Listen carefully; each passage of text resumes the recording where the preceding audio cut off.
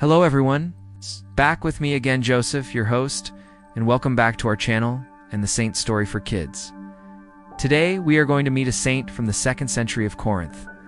He was a bishop of Corinth and his name is Dionysius. Saint Dionysius of Corinth lived in the 2nd century. Sometimes his name is written as Dionysios. Some old texts also call him Denis.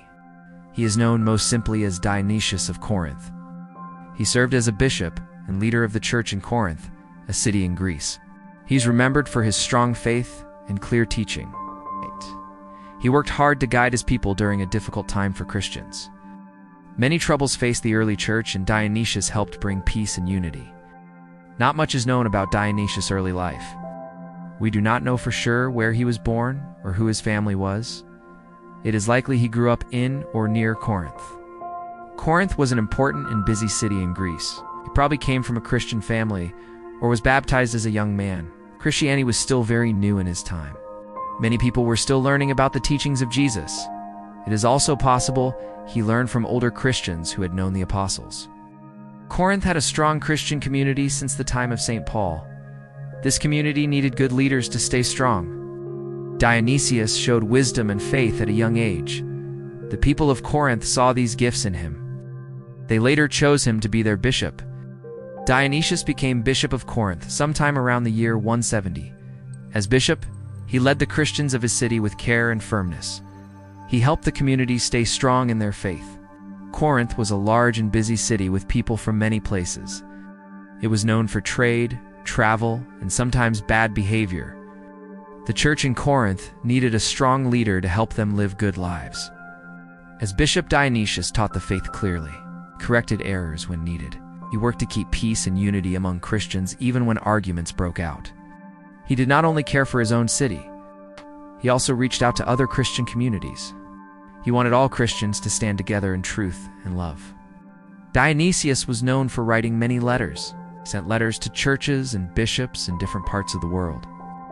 Some letters were to Athens, Rome, and even faraway places in Asia Minor. Eusebius mentions a collection of 7 Catholic letters and 1 private letter from Dionysius. His writings often addressed orthodoxy, heresy, and church discipline. Number 1. To the Romans, addressed to Pope Soter, thanking the Church of Rome for its custom of sending alms to needy churches and Christians in the mines. Number 2.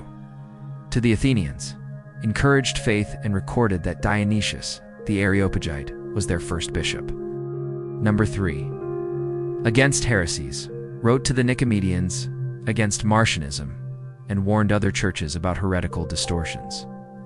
Number 4. Pastoral guidance, recommended mercy for those who had fallen into sin or heresy, and advised other bishops against laying too heavy a yoke of celibacy on their followers.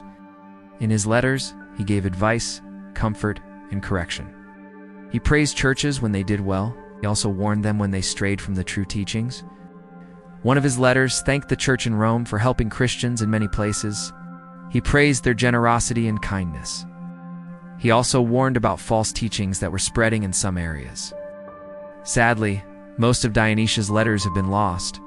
Only small parts have been saved through the writings of other early Christians like Eusebius.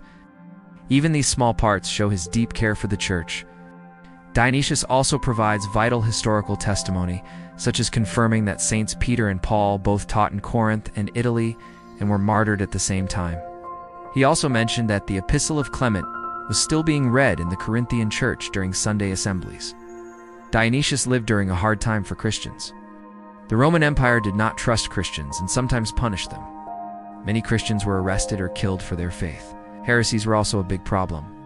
Some people were teaching wrong ideas about Jesus and the faith. Dionysius worked hard to protect his people from these errors. He believed in clear teaching and strong faith. He also believed in love and unity. He tried to settle fights between churches and bring them back to peace. Because of leaders like Dionysius, the church was able to stay strong during a very dangerous time. His steady leadership helped many people keep their faith. Dionysius was honored as a saint after his death. The church recognized his holy life, wise teaching, and good leadership. His life was seen as an example for other Christians. He is not known to have been a martyr. He likely died peacefully after many years of service. His memory was kept alive by the churches he helped. Saint Dionysius' feast day is celebrated on April 8th. He is remembered mostly for his role as bishop and teacher. He is not widely known as the patron of any special cause, but he is honored as a faithful shepherd of the church. His letters, though mostly lost, still remind us of the early struggles of the church. His work helped build a strong foundation for Christians who came after him.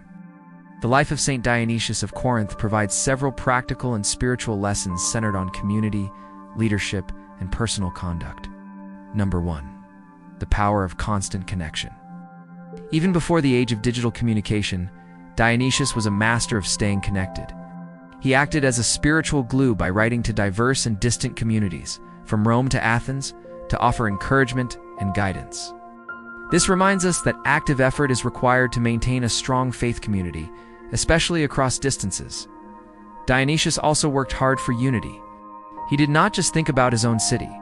He reached out to others and tried to heal divisions. We too are called to build unity. Sometimes it is easier to stay quiet when people argue, but God calls us to bring peace and help others find the right path. Number 2, balanced leadership and pastoral mercy. Dionysius is noted for his moderate and fatherly approach to leadership. He famously advised other bishops, such as Dionysius of Corinth, meant to impose the heavy yoke of celibacy upon everyone, urging them to consider the weakness of the multitude instead. He also advocated for the charitable treatment of those who had fallen away into sin or heresy, teaching that those who repent should be welcomed back with mercy rather than purely punitive measures. Saint Dionysius of Corinth shows us that good leadership comes from love and truth.